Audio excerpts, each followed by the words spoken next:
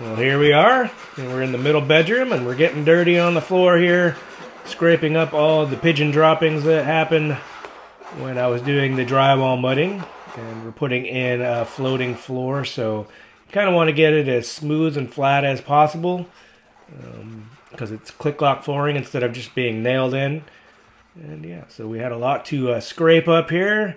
Then we'll go over to the other side of the room, and I come across a few screws here where they were sticking up too far, so we reset them to go down below the surface. And we'll talk about how that went down. All right, now that we got all the drywall mud splotches taken up off the floor, it's smooth-ish. And so we're going to put the wood in here, the hardwoods. And being an old single wide, especially with my floor joists running this way instead of this way, this floor on both sides of the house, bow down on each side a little bit. And you can see that here. So if I step on this side here, you can see that we're up a bit.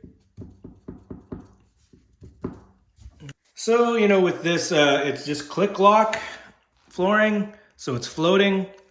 So we want to have this floor as level as possible. It might get away with it, but it's going to make noise when you're walking on it and shift around.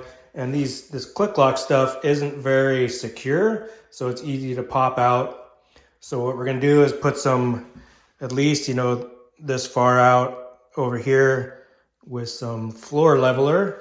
And I picked up this Web Patch 90 from DAP. And it looks like it's gypsum based, so it probably is just similar to hot mud patching for drywalls. I don't know if they put other stuff in here to make it a little bit more durable or not, but we'll find out when I use it. It's pretty cheap. So yeah, we'll do that. And I think this board from here to there goes down a little bit, so we might have to patch that side as well. And then I think I found a high spot right here. So I'll either take a belt sander or something to shear it down a little bit to get that level, or I'll feather out some floor patch around it. So we'll see. We'll leave it at that, and we'll work on doing this. So yeah, just when I thought I was done mixing up drywall, compound, and mud, I got to do it again. But instead of putting it on the walls, I got to put it on the floor. So yeah, it's not quite the same, but not too far off. And this stuff is super. It's supposed to, harden up pretty fast, but it was supposed to be like a 15 to 20 minute working time. But man, this stuff was hardening up in like 5 minutes, where I couldn't even move it around anymore. So I think I probably didn't put enough water in it. And I made it too thick, and that would indicate that hardening up faster than I wanted it to. But I've never used this before, so you live and learn. And next time I'll do it differently.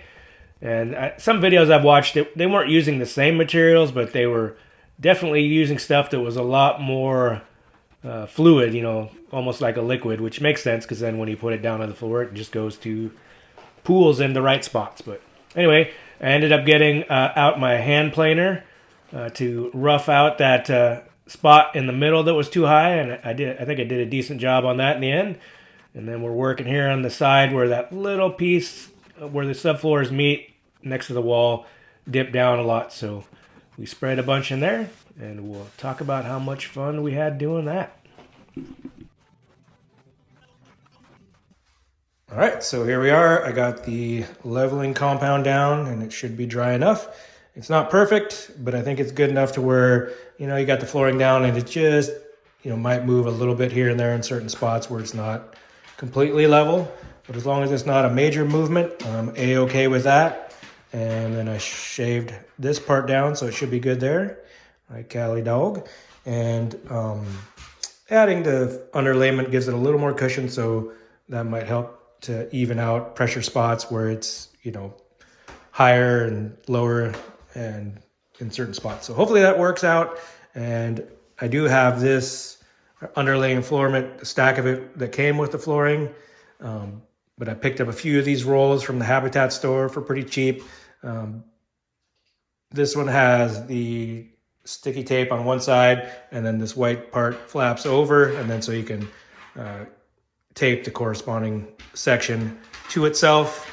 So that's pretty good, and hopefully this will do almost all of this room. It's good for 10 by 10, and I think this is like 9 by 12, so we'll see if it works or not. But I have one more roll, different brand, different color, but we'll use that other one to finish up what we can't get with this roll.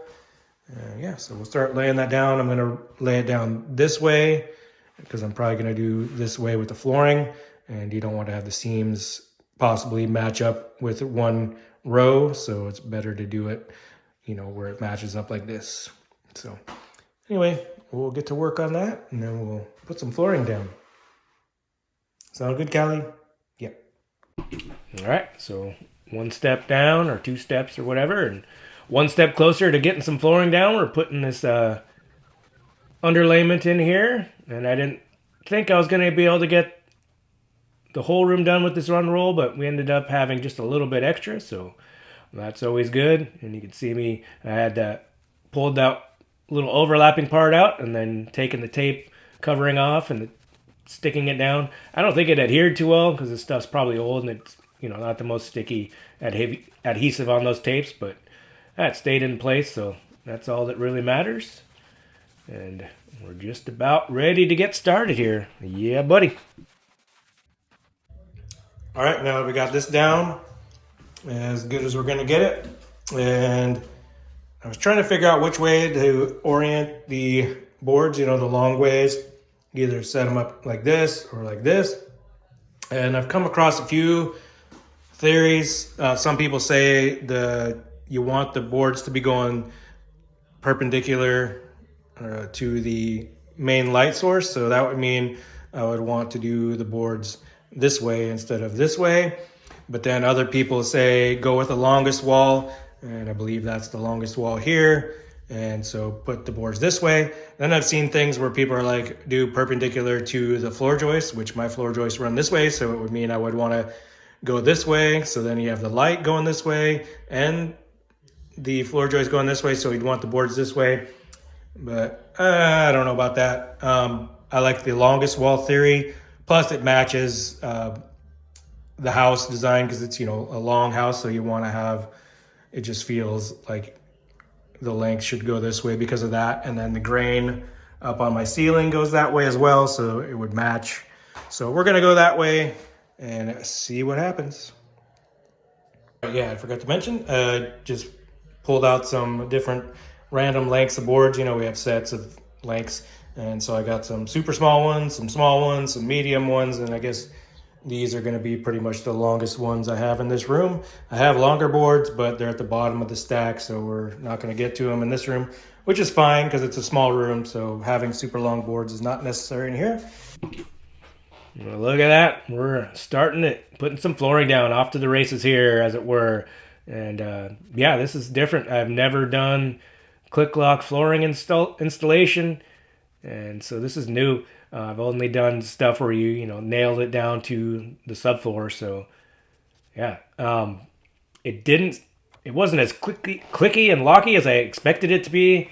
And I did hammer one piece there, and you saw that it had 2 rows, and then all of a sudden now I went back to 1, and that was because the underlayment was kind of folded up around the edge on the front end of that wall there, and it was just kind of pushing too much weight on the floor, so I couldn't get it squared up and flat. So we just cut that down and started over. They say to have it sit there where it's 1 inch overlapping into the wall, I guess for vapor protection, not sure.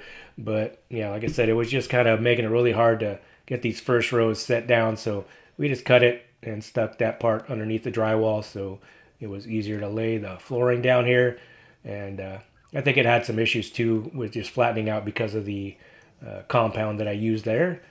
But we'll talk about how this first section went down as well, even though I just kind of talked about it. All right, we got 1, 2, 3, 4, 5 rows done here, and hopefully I don't have to redo them. But yeah, it looks pretty good so far. I think it'll get faster as I go. A, because I'm getting the hang of it now, but B, it's because this was the worst spot in the floor where it went down, and it feels pretty solid, except for when I walk, I'll put my foot like right here, I can feel it, a void in that section right there. So it feels kind of soft and a little bit of the floorboards around it move, but as I go on in here, this feels really solid. So I did okay with the leveling in this section. Just right here in this corner, not so great, but the corner, not many people walking over here, so hopefully it'll be all right, and we'll go on. Okay, back at it. We'll speed it up quite a bit, and just so y'all know, this will be probably a 3-part series for putting the flooring down. It took a little while to get this one. There's about 13 minutes in this video. So if I did the other room, I don't want to usually go over the 15 to 25 minute mark. And if I do another room, it might take a little bit. So I figured we'll just put this one in, and the next one, I don't have to do as much floor prep. So it probably won't be anywhere closer to this 13-minute mark. But yeah, maybe just a 5 minutes. So maybe we'll get it out in this, same week, do the front bedroom and the hallway.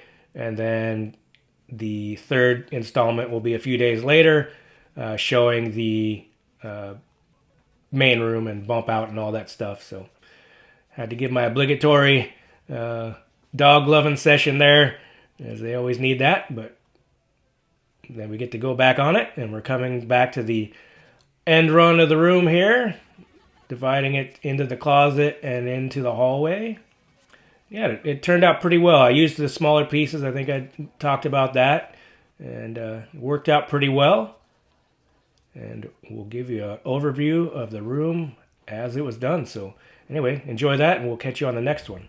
All right, and here we have a daylight view of it. Got it all in here. Went in pretty well. It's seated up, pretty flat. There's a couple spots where, like when I step on it here, it goes down a little bit, but we'll just put the trim to kind of help it down. You don't want to have too much pressure on it because it needs to expand and contract. But yeah, I think this was the worst spot, was like right here. When I step on it, it kind of goes down a lot under that one.